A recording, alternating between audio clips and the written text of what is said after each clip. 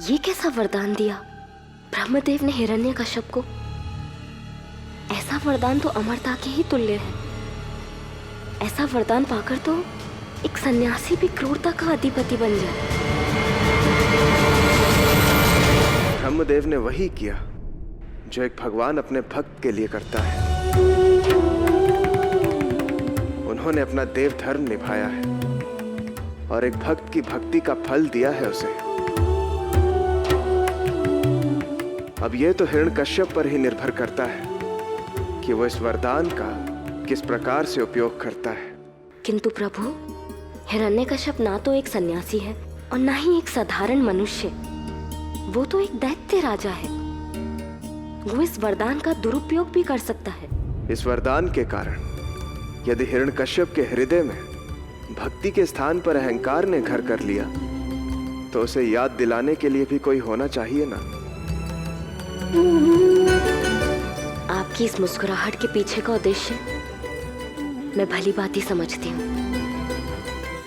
अवश्य ही आपके हृदय में कोई नई लीला जन्म ले रही है। हाँ देवी, हिरण्यकश्यप को सदा ही भक्ति और सत्मार्ग का अनुसरण करते रहना होगा और यदि वो अपने मार्ग से भटका तो उसे याद दिलाने के लिए मेरा भक्त उसके घर में जन्म लेगा, उसके पुत्र के रूप में। एक ऐसा भक्त जिसके मन में सच्चाई, करुणा और प्रेम वास करेंगे, जिसकी भक्ति के सामने ना डर टिकेगा और ना ही लालच उसकी भक्ति कम कर पाएगा। वो जहां भी जाएगा वहां केवल आनंद ही आनंद होगा। इसलिए उसका नाम होगा प्रहलाद।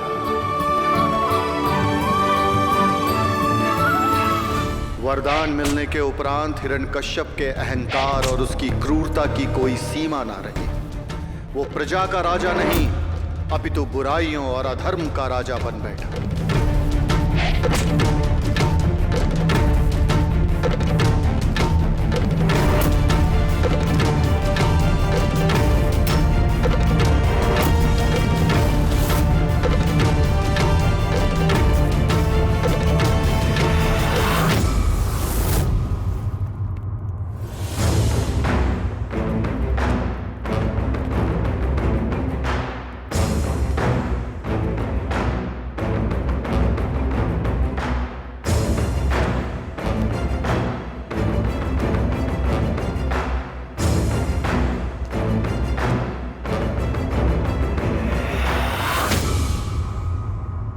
महाराज हिरण्यकश्यप,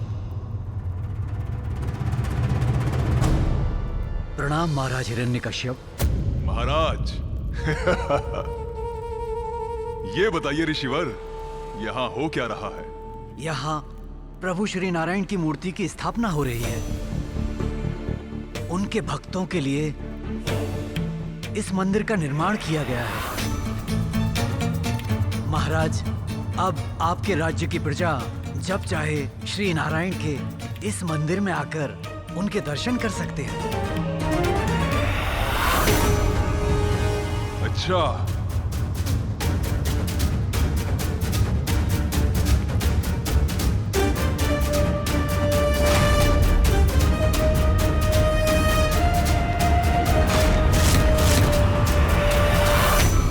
वैसे पत्थर की तो केवल मूरत होती है।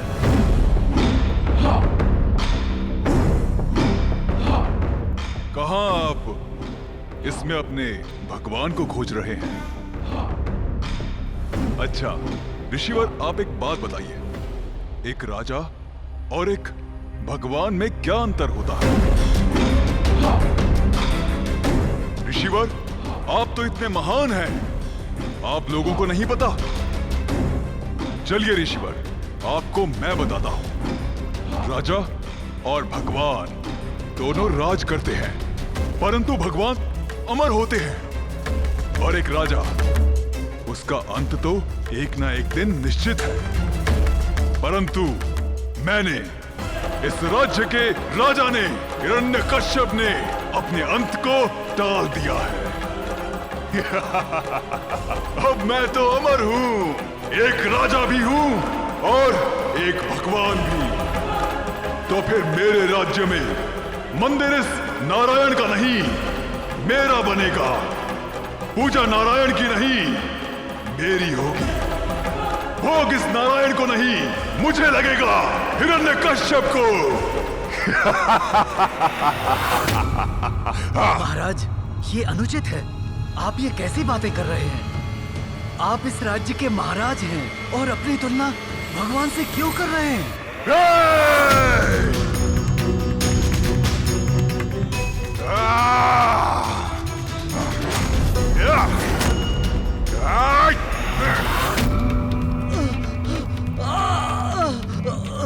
तुलना नहीं कर रहा हूं मैं, तुम सबको इस सत्य से अवगत करवा रहा हूं कि मैं हिरण्यकश्यप आज से तुम सब लोगों का भगवान हूं। तुलना उनकी की जाती है जो एक दूसरे से भिन्न हो। मैं अब इस नारायण से अलग नहीं हूं, भगवान ही हूं मैं। और जो भी मुझे भगवान मानने से मना करेगा वो मेरे प्रसाद और आशीर्वाद का पात्र होगा ऋषिवर।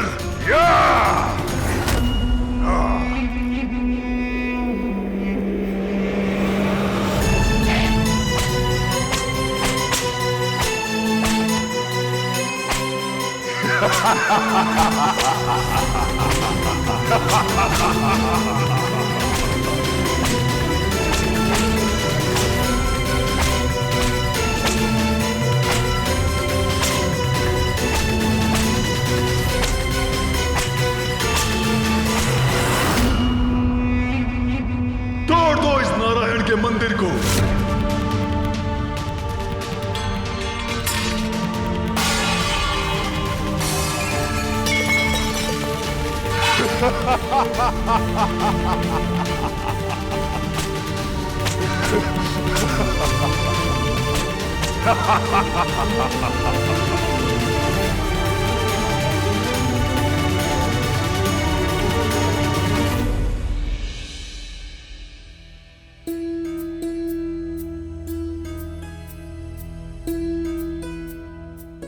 बताइए प्रभु, प्रेम की अति भक्ति होती है या भक्ति में अति प्रेम?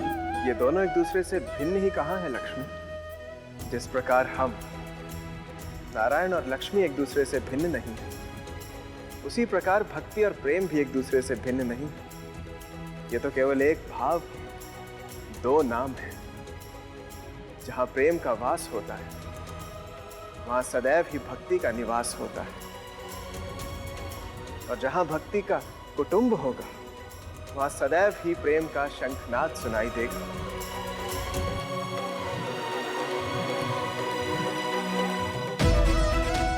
किंतु जो व्यक्ति अहंकार में लीन होकर स्वयं को पूजता है, अधर्म फैलाता है, तो उसके जीवन में प्रेम और भक्ति का कोई भी स्थान शेष नहीं रह जाता।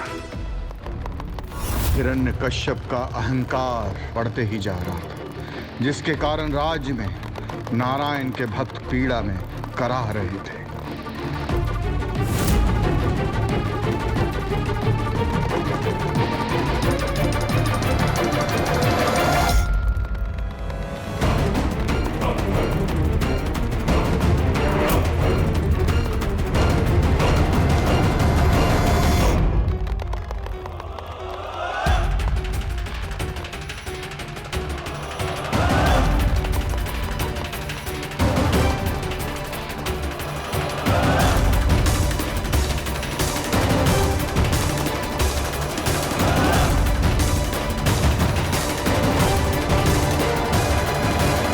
दैत्य सम्राट, महाबली, महापराक्रमी, शत्रुओं के काल महाराजा हिरण्यकश्यप पधार चुके हैं।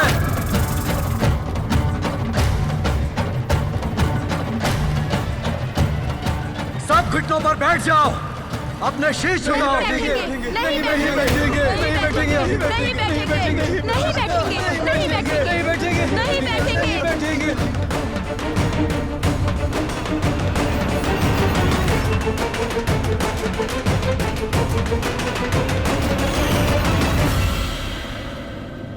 क्या हुआ भगवान? ज्ञात करवाइए अपनी सभा को कि कौन है आप?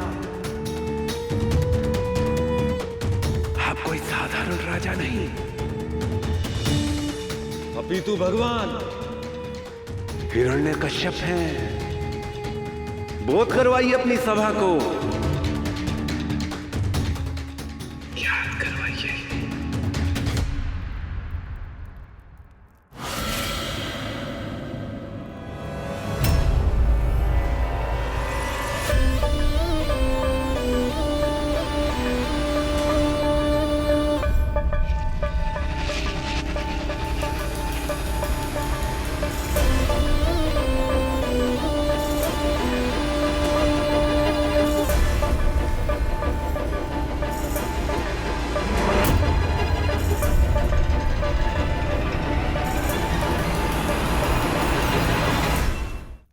तुम सब लोग जानना चाहते होगे कि मैंने आज तुम लोगों को यहां पे क्यों बुलाया है।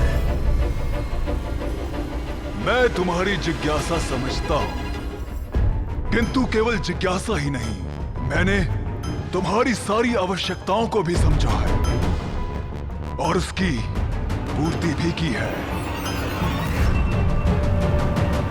तुम्हारे हर दुख का निवारण मैं करता हूं और तुम्हारे हर सुख का कारण भी मैं ही हूं।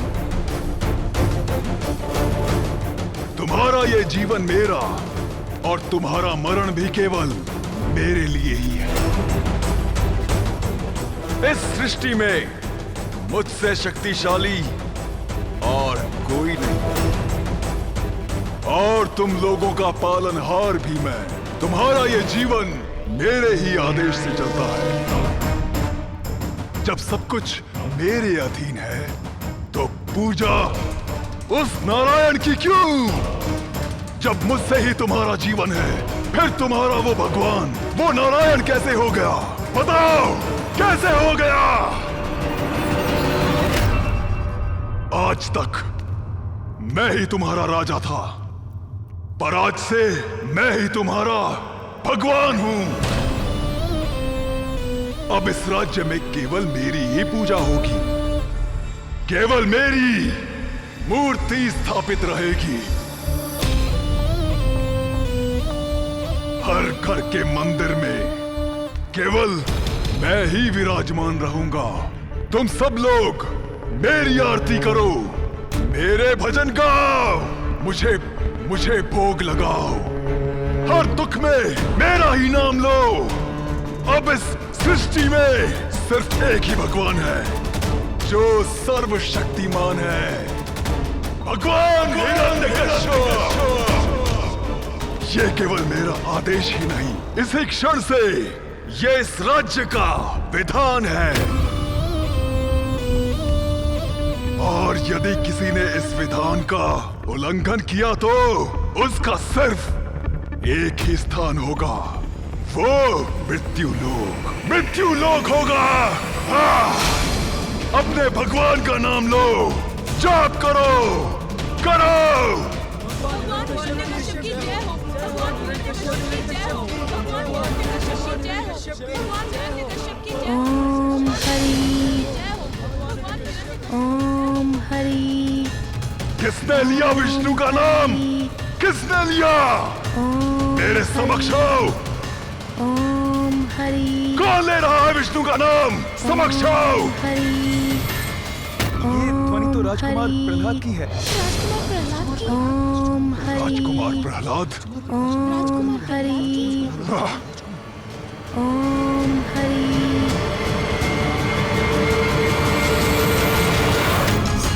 ओम हरि प्रहलाद, ओम प्रहलाद। हरि ओम हरि ओम हरि ओम हरि ओम प्रहलाद, बंद करो ये हरि का जाप। ओम हरि अब सिर्फ मेरा नाम लो, हिरण्यकश्यप का। ओम हरि क्या तुमने मेरा आदेश नहीं सुना? ओम हरि।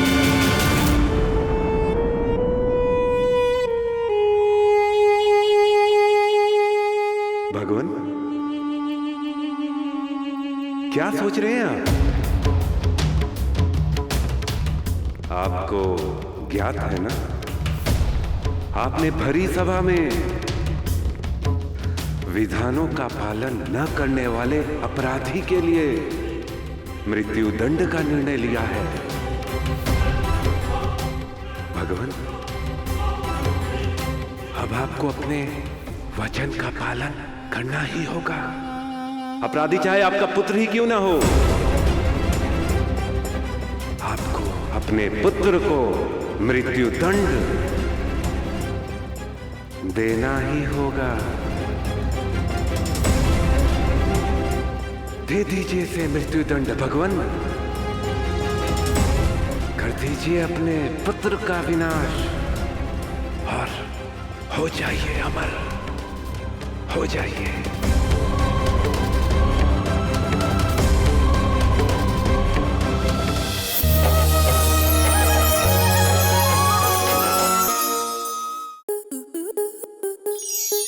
स्टार प्लस के ऐसे ही और बेहतरीन लम्हे देखने के लिए सब्सक्राइब करें हमारे YouTube चैनल को।